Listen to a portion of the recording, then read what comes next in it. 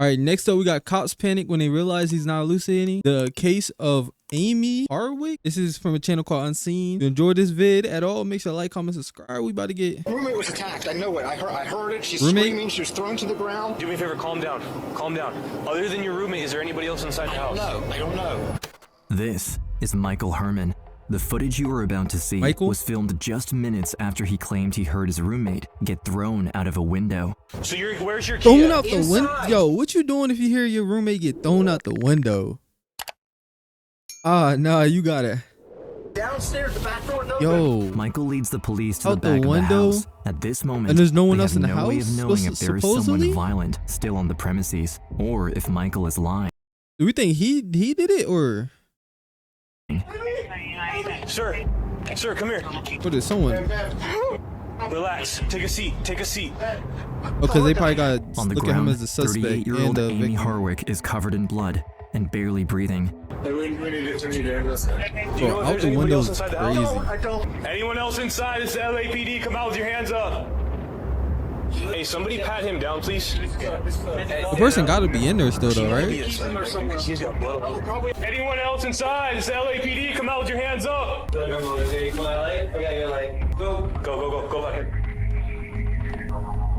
back in. I got an open room. There's a balcony to the top. As it becomes clear that no one else is on the property, police see Michael as the only suspect.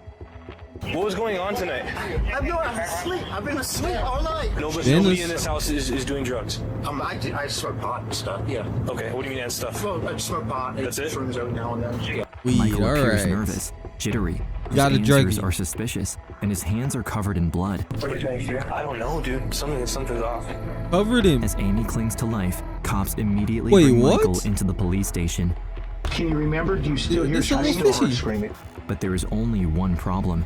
Michael is innocent, and the only person who can reveal the truth is Amy herself. The paramedics render as much aid as they can to Amy Harwick. She has an incredibly low pulse, so they're rushing her to the hospital. I would say it's like having another producer in the room that knows exactly what your song needs. This is co-producer. The fastest way to find 38-year-old Los Angeles resident Amy Harwick, who had just spent Valentine's Day with her closest friends, is now in critical condition, fighting for her life. Emergency responders work to keep her alive as police quickly begin gathering as much information as possible from the rest of the crime scene, trying to piece together what happened to Amy. We do our walk through the house with the first responding officers. Detectives notice that the French doors leading to the front yard are broken. Just inside, scattered among the broken shards of glass from the door, there are several small... Wait, did they break the bottom? So they broke the bottom of the door and crawled through. Who would do this, bro? They have to have a hatred. There's no way someone's just gonna do that. Scattered among the broken shards of glass from the door, there are several small red bloodstains. But as cops continue through the house, the entire rest of the first floor looks strangely untouched. Somebody broke into this house. Was this a burglary or a robbery? Everything's just a big question mark. Is anything taken? The home is full of valuables and personal items that could have easily been taken. Electronics, art, and other expensive belongings are still where you'd expect. Nothing is missing. Her wallet, 2 women's bags, and cash, $400 or $500. If this was a robbery or a... Wait, so whoever did this, they just wanted to... It had to be something personal, like maybe her ex, maybe somebody that she did wrong or something. Somebody, bro. You don't just go on somebody else and not rob. Burglary gone bad. Why didn't they take all the cash? If they rob him, why would they throw her out the window, bro? Upstairs to Amy's bedroom. No, that's something immediately catches their attention. These black beads, they were just scattered everywhere. Unlike the rest of the house, Amy's bedroom is in complete disarray. Her comforter is pushed back as if someone had gotten out of bed in a hurry, and Amy's personal belongings are thrown everywhere. The beads trail from the bedroom out through the open balcony doors. Between the ransacked room and the blood downstairs, it's clear Amy's fall was no accident.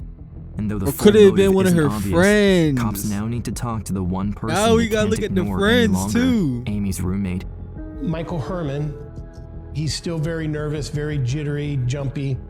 I mean, yeah, based on your roommate get thrown out the window. Michael was acting. He was the one and only person of interest that we had at that time. but we don't have proof of anything yet. Michael explains to the cops that he met Amy through a mutual friend, and they've only known each other for a little under a year. A few months prior, Amy had rented out her downstairs bedroom to Michael as a way to supplement her income, a purely practical arrangement. But detectives still have to wonder, is he being truthful? We had a photographer come and photograph Michael, and that's when we saw the scratches and the scrapes he had on his body. Very suspicious. Is he? Instantly, I'm thinking those scratches came from Amy during the physical altercation. When detectives ask him to walk them through Can the he get a last test for 24 DNA? hours, he says he spent Valentine's Day alone, went to bed early around 8 p.m., and then woke up around 9 they just said p.m. he to the didn't do it, sound though. of glass It breaking. looks like he did it. Thinking it was just Amy upstairs dropping something, he went back to sleep. It wasn't until around 1 a.m. that he was jolted awake again, this time to Amy's screams, followed by what he describes as the sound of her being thrown out of a window. Michael then claims he ran outside and then, in the chaos, scraped his hands while jumping over the wrought iron fence before using a neighbor's phone to call 911. He was very open and very willing to help in any way that he could.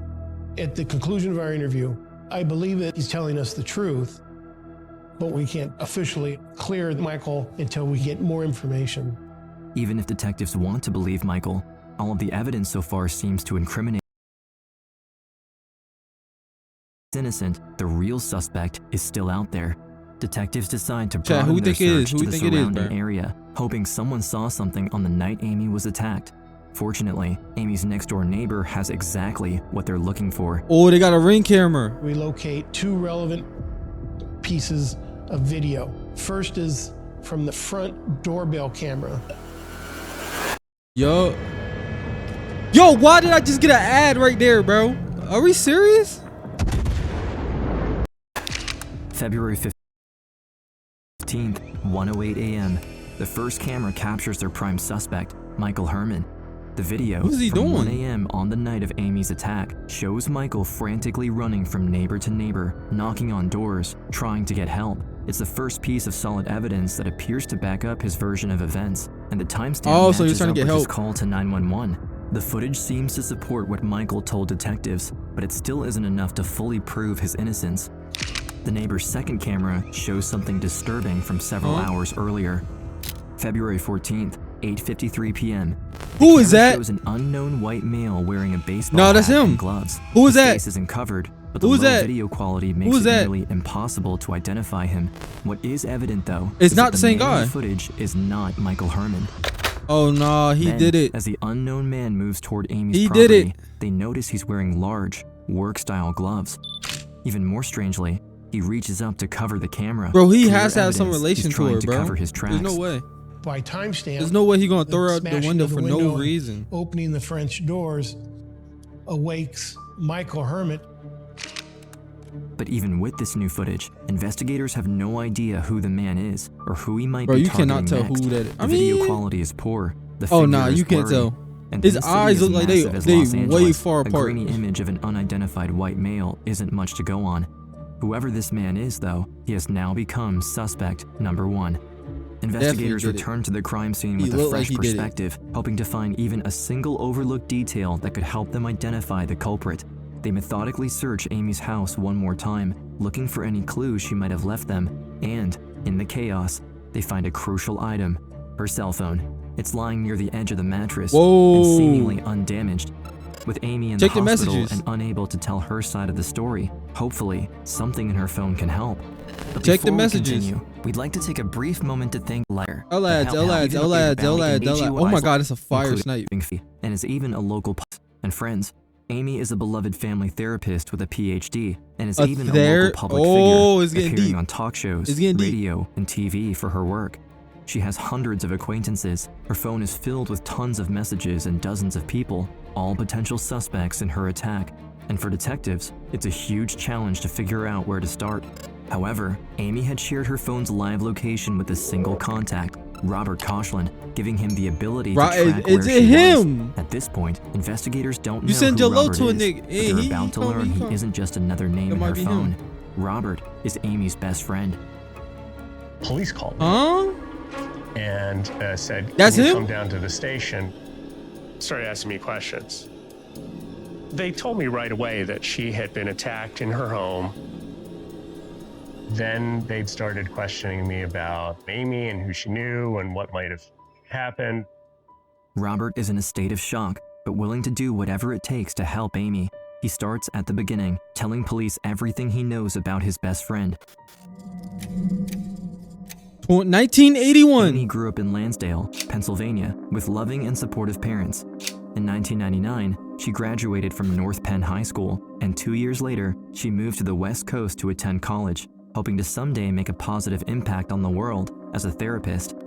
Most of the people that you meet in LA want to be actors, and that was not the case with Amy. She was in school to become a family therapist at the time. Robert meets Amy in 2012 when they're both guests at an LA pool party. They quickly bond over shared interests and their same offbeat sense of humor. What starts as a casual conversation turns into a friendship that, over the years, keeps getting stronger. They grow closer, becoming best friends, the person they can talk to every day and go to for support. She was an amazing, friendly, outgoing person that could meet and talk to anybody. And then she was also a super weirdo. Robert clearly knows Amy better than anyone, and police realize if there's anyone who can help find Amy's attacker, it's him. Cops then ask him about a picture sent to Amy's phone at 2:05 a.m. In it, Amy sits with a friend on a green couch, wearing the same outfit she had on when police found her in the backyard. And, most importantly, she's wearing the same black necklace whose beads cops found scattered all over the crime scene. This photo was taken just 2 hours before the attack. Robert helps police work through the timeline of the evening of February 14th. That's a little sketchy. It's Valentine's Day, and that night, Amy had joined several friends for a girls' night out at a show in Los Angeles. According to the group chat and their messages back and forth, nothing seemed out of the ordinary. They watched a live performance, had fun, and by around midnight, everyone left, including Amy, who went home alone. As detectives continue asking Robert about his best friend, trying to gather every detail about Amy and the night of February 14th, the interview is suddenly interrupted. They stop mid-question as another officer steps into the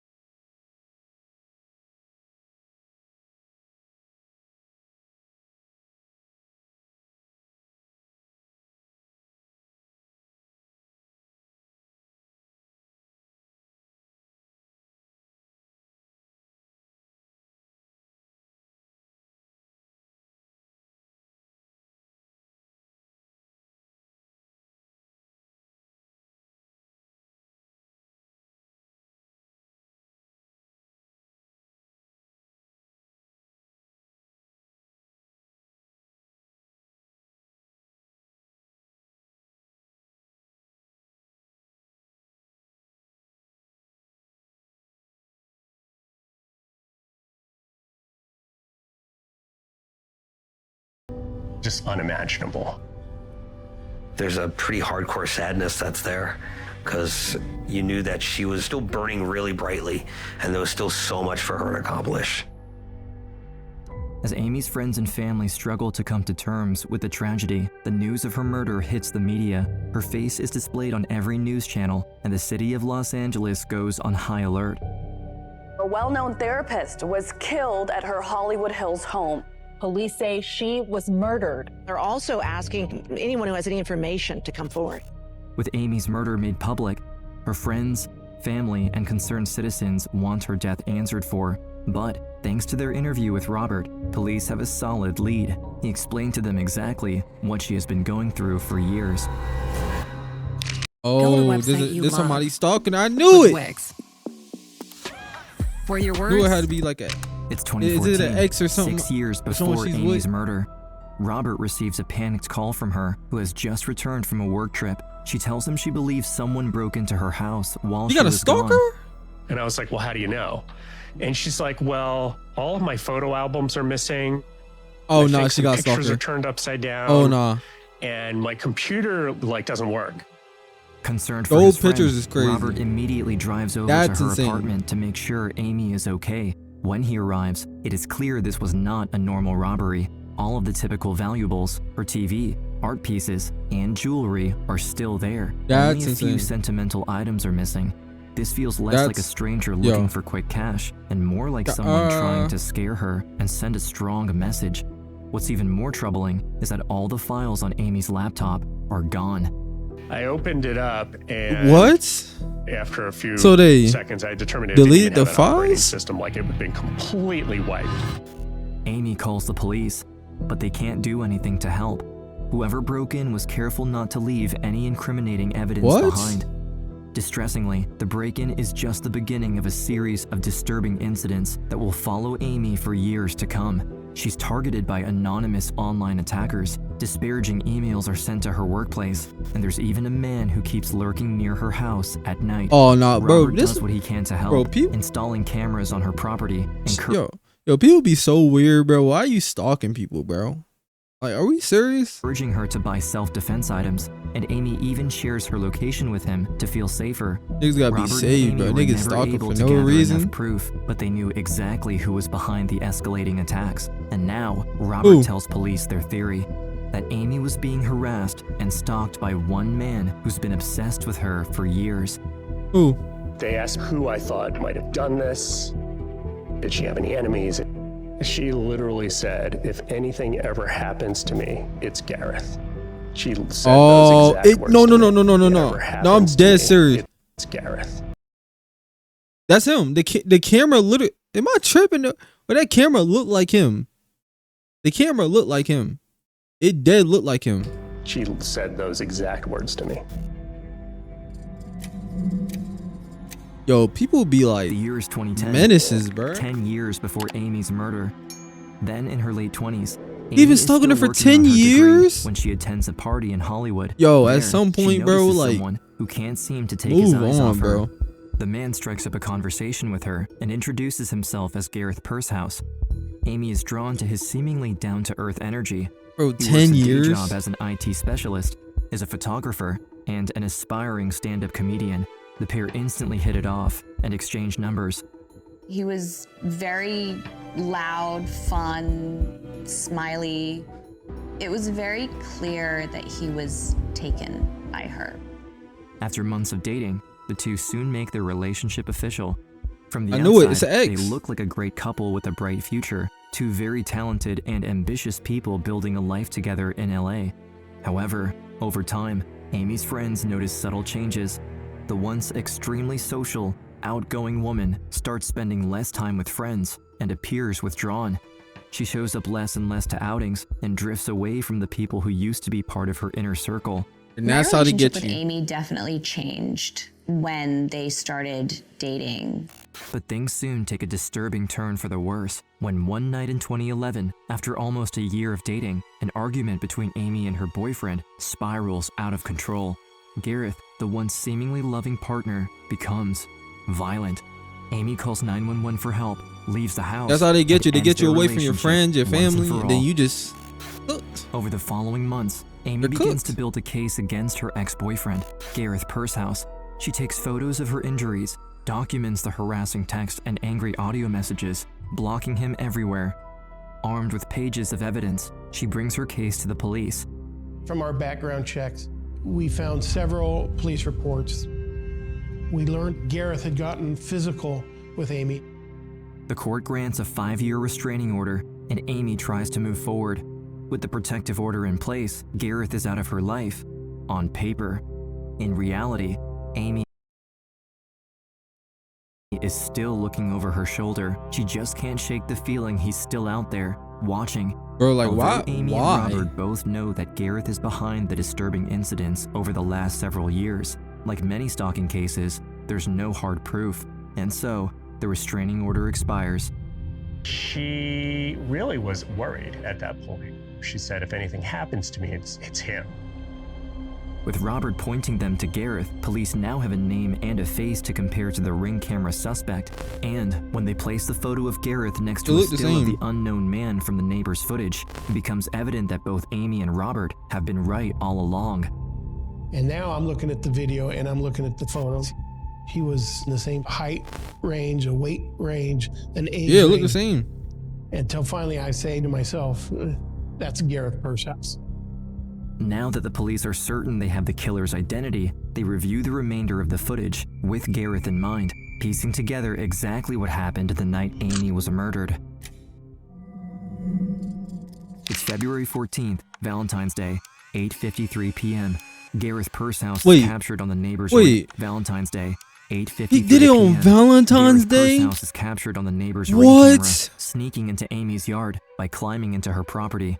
Then, I'm telling you, how down bad do you gotta be, bro? Uses his gloved hand to smash through the glass of the French doors, accidentally cutting himself in the process, and enters the house. See, and then now they got evidence. Literally anybody. But I don't think he cares about the evidence. He just did this for... I don't know why he did it. I don't know why he did it. This was what Michael, I'm not gonna even lie to myself, would later say he thought was just Amy dropping a glass. He leaves the downstairs untouched, creeps up to Amy's bedroom, and, terrifyingly, slips into her bed under the covers.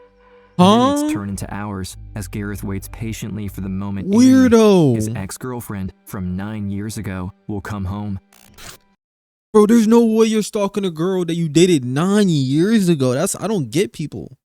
9 years ago, bro? 9? You're obsessed with somebody for 9 years?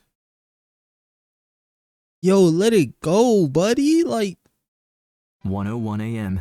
Amy, returning from her night out with friends, sends a text to Robert. He has no idea that this will be the last communication he will ever receive from her.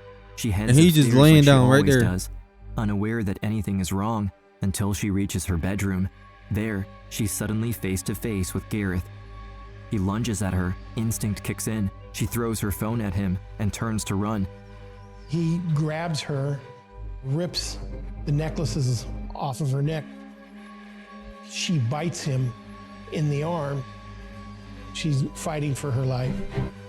At 6'4" and nearly 250 pounds, there's nothing she could do, Gareth bro. has a huge advantage. Amy stands what's no the chance point, bro? as he pushes her towards the edge of the balcony. You gonna ruin your life Gareth and her makes a life quick for escape this? and is spotted again on the neighbor's ring camera, just as Michael, Amy's roommate, runs for help and calls 911. With all the evidence police have collected, the blood at the crime scene, the text messages, the history of stalking and abuse, the restraining order, and the footage from the ring camera, they have everything they need to make an arrest. February 15th, 2020, 4:30 p.m. Officers race to Gareth's apartment in Playa del Rey. They arrive in the nick of time, confronting him just as he is attempting to leave. They stopped him out on the street and told him that he How was many years gonna this be nigga get? transported back to How our many office years? and that we would sit down and talk at that time. As detectives process Gareth, they discover scratches all over his body. Clearly, he's been in a fight. There's also a large bruise on the inside of his bicep, which looks suspiciously like a bite mark. Detectives obtain a DNA sample from Pershouse to compare with the blood found at Amy's home. When I asked Gareth during our Let me guess, it's interview a match. when was the last time he had seen Amy, he said it had been years. He was very nonchalant, kind of shook his head. Then when I told him that she had died, his demeanor completely changed. When Gareth Pershouse refuses to answer any questions about the death of his ex-girlfriend, detectives are forced to stop the interview. He shuts down, offers nothing, and that silence is very telling. He is booked into LA County Jail. Nearly 3 years later, Gareth Pershouse stands trial for first-degree murder. Although Oh my Amy God, can no what longer happened speak to for him? herself, her family and friends never miss a court date, ensuring her voice is the loudest in the room. I want the judge to see how important she was. He was in shape, and then like, what the During heck? the trial, dozens of Amy's Whole friends step 360. forward to testify, giving the court a clear picture of who she was, a beautiful, inspiring woman, a loyal friend, and a positive light in the lives of everyone who knew her.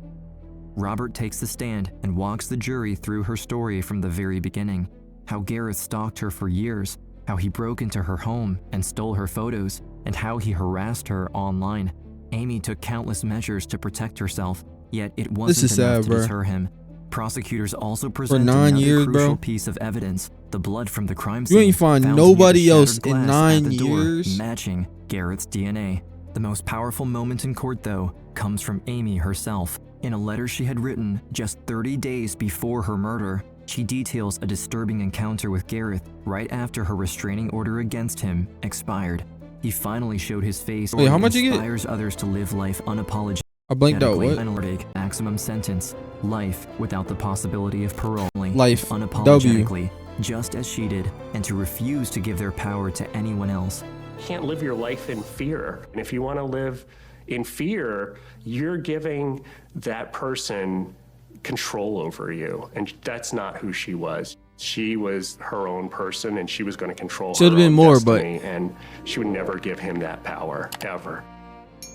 The death of Hollywood therapist Amy Harwick has sparked more discussion across the nation about domestic violence and stalking. Amy's life, her words, and her work had all been centered on one people thing: that stalk is just lifting up the people around her.